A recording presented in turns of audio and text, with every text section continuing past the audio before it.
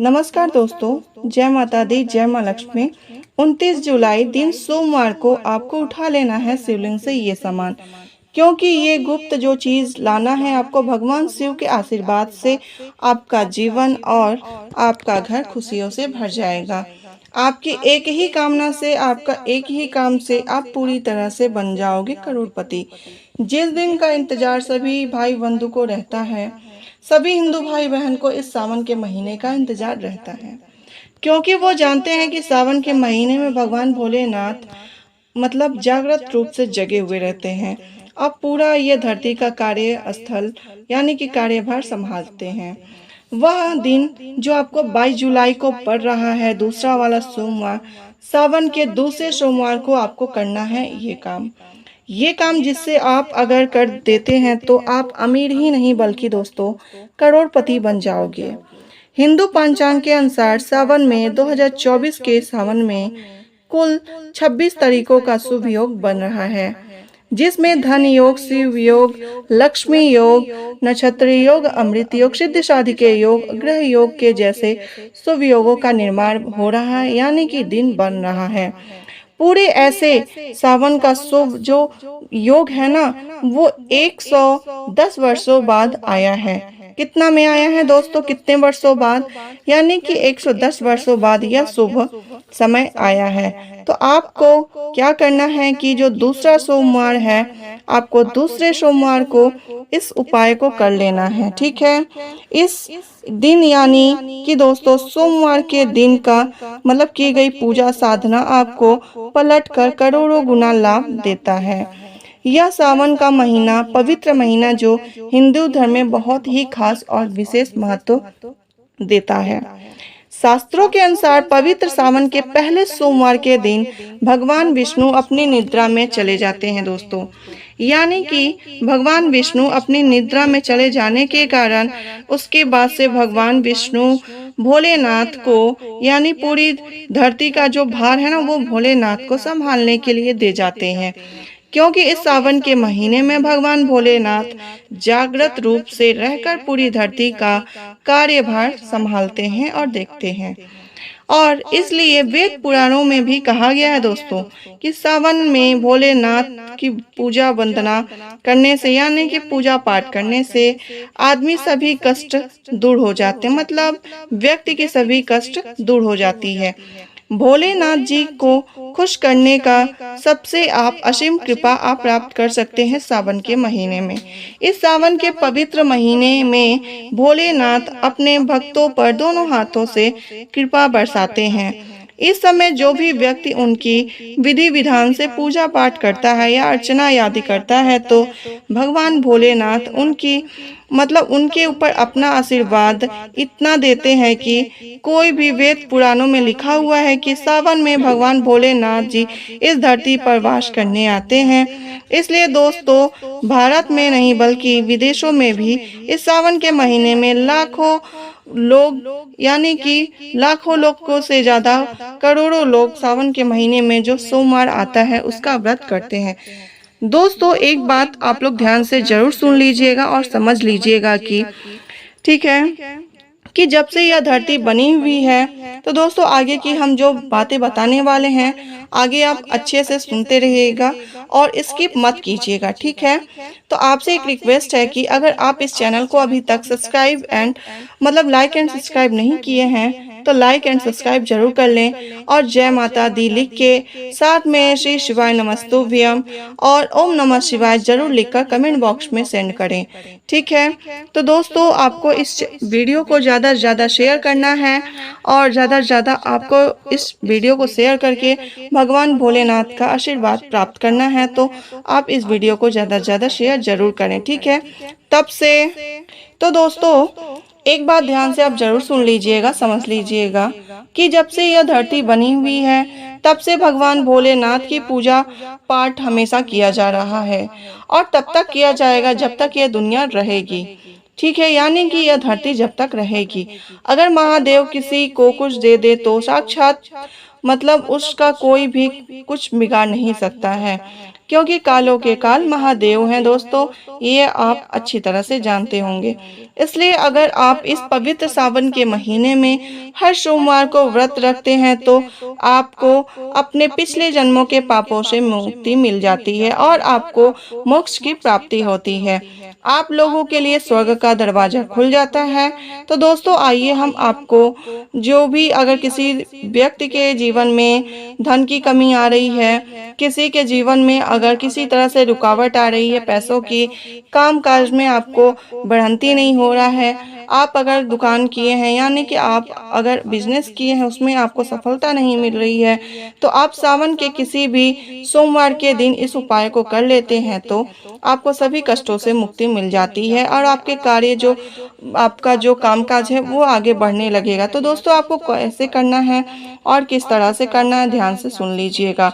आपको किसी भी सोमवार के दिन सफ़ेद कपड़ा लेना है, छोटा सा ही लेना है दोस्तों, कि छोटा सा लेने के बाद से आपको उसमें एक मुट्ठी चावल आखा दाना रखना है। ठीक है दोस्तों, यानी कि आपको खड़ा चावल रखना है, क्योंकि जो अक्षत होता है ना दोस्तों, वो भगवान भोलेनाथ के ऊपर अगर चढ़ा देते हैं तो उससे आप भगवान भोलेनाथ दोनों हाथों से आपके ऊपर कृपा बरसाने लगते हैं। तो आपको क्या करना है, सफ़ेद कपड़ा में एक मुट्ठी चावल रखना है, उसको पोटली बना लेना है और साथ में आपको एक लोटा जल लेना है। ठीक है, आपको कब करना है, किसी भी सोमवार के दिन आप एक लोटा जल और उस पोटली को जो सफ़ेद कपड़े में बनाए हैं एक मुट्ठी चावल डालकर, तो आपको इस पोटली को क्या करना है कि आप एक लोटा जल लेंगे अपने घर से शुद्ध जल, और आपको इस पोटली को साथ में लेकर जाना है शिव मंदिर यानी कि भगवान शंकर भोलेनाथ के मंदिर में जाना है। और वहां जाने के बाद आपको क्या करना है कि एक लोटा जल आप वहां पे उत्तर दिशा की तरफ खड़ा होकर आप वहां पे इस जल को अर्पित कर देंगे, यानी कि एक लोटा जल। जैसे कि कहा जाता है कि जो उत्तर दिशा में होता जलधारा का जो मतलब उत्तर साइड में होता है ना, उधर माता पार्वती और शंकर भगवान उधर ही विराजमान होते हैं। ठीक है, तो आपको क्या करना है, उत्तर की तरफ मुख करके आपको एक लोटा जल अर्पित कर देना है। और इस पोटली को उसके बाद आपको क्या करना है कि भगवान भोलेनाथ से शिवलिंग से आपको टच करवाना है, मतलब उसको वहां पे अर्पित करके फिर वहां से उठाकर आप भगवान भोलेनाथ से प्रार्थना करके आशीर्वाद लेकर वहां से फिर चले आएंगे। और आपका जो भी कार्य है, मतलब जो भी आप अगर बिजनेस के सिलसिले में गए हैं तो आप अपने तिजोरी में ला के रख देंगे। अगर किसी व्यक्ति का जो पैसा रुक गया है कहीं से भी, किसी तरह से उनको काम में जो मतलब नौकरी करते हैं वहां से उनको पैसा नहीं मिल रहा है, तो जैसे पहली तनख्वाह आएगी तो आप अलमारी में रख सकते हैं। ठीक है, तो आप इस उपाय को किसी भी सोमवार के दिन कर सकते हैं। अगला क्या है दोस्तों कि कोई भी व्यक्ति अगर बहुत दिनों से बीमार चल रहा है, बीमार पड़ा हुआ है, ठीक नहीं हो रहा, दवा दारू आप करवा चुके हैं अच्छे तरह से, बहुत ज़्यादा दिनों से आप उनके पीछे पड़े हुए हैं कि ये ठीक हो जाए, व्यक्ति ठीक नहीं हो रहा, तो आपको सिर्फ क्या करना है, किसी भी सोमवार के दिन यानी कि सावन में ही दोस्तों, किसी भी सोमवार के दिन एक लोटा जल लेना है सिर्फ आपको, और एक लोटा जल आपको ले जाकर क्या करना है कि उसमें थोड़ा सा गंगा जल 2 बूंद डाल लेंगे, और शुद्ध जल में आप 2 बूंद गंगा जल डालने के बाद से शिवालय आप पहुंच जाएंगे। शिवालय पहुंचने के बाद आप उस जल को भगवान भोलेनाथ को अर्पित करेंगे। ठीक है, आप किधर अर्पित करना है दोस्तों कि आपको उत्तर दिशा की तरफ मुख करके आपको इस जल को अर्पित कर देना है। जैसे ही आप अर्पित करेंगे ना इस जल को, उसके बाद जैसे अर्पित आप करेंगे तुरंत थोड़ा सा उस जल को आप अपने जो लोटा ले गए हैं उसमें आप थोड़ा सा भर लेंगे, जलधारी के तरफ से भर लेंगे, और उसके बाद वहाँ प्रणाम करके चले आएंगे। और आने के बाद से जो व्यक्ति बीमार है ना उसके ऊपर आपको इस जल का छिड़काव करना है। तो कितने दिन करना है दोस्तों, हर सोमवार के दिन आपको इस जल का छिड़काव करना है। इस जल का छिड़काव करने के बाद आपको क्या करना है, भगवान भोलेनाथ से आपको उनका आशीर्वाद प्राप्त करना है, मतलब उस व्यक्ति के ऊपर छिड़केंगे और भगवान भोलेनाथ का नाम लेते रहेंगे कि ये ठीक हो जाए। ठीक है, आपको अगला क्या करना है दोस्तों, अगर आपको अगला क्या है दोस्तों, किसी का जो भाग्य है ना वो दुर्भाग्य में बदल गया है, कोई बच्चा अपना पढ़ाई में ध्यान नहीं दे रहा है, किसी तरह से आपका जो कामकाज है रुक गया है, कहीं भी आपको धर भी मतलब कहीं भी किसी भी तरफ से आपका कोई सहायता नहीं कर रहा है, आप बहुत ज़्यादा सोच में चिंता में पड़ गए हैं, तो आपको किसी भी सोमवार के दिन क्या करना है कि एक मोर पंख खड़ा लेना है, मतलब कि उसमें कहीं भी टूटा हुआ ना हो।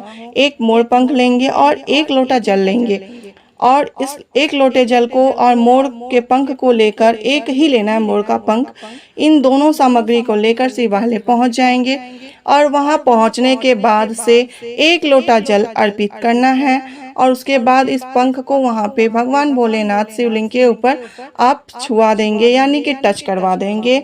उसके बाद वहां पे आप उनकी कृपा प्राप्त करने के लिए, उनका आशीर्वाद लेने के बाद आप वहां से मोर पंख को लेकर आएंगे और जिस भी घर में आप रहते हैं, जो बच्चा पढ़ाई नहीं कर रहा है, आपको वहां पे उसको रख देना मोर पंख को। देखेंगे दोस्तों, कुछ दिनों के बाद से उस बच्चे का मन पढ़ाई में लगने लगेगा। जो आपका भाग्य दुर्भाग्य में बदल गया था, उस कार्य में भी आपको वृद्धि होने लगेगी। आपका भाग्य ऐसे पलट जाएगा कि आप कभी वैसा सोचे नहीं होंगे दोस्तों।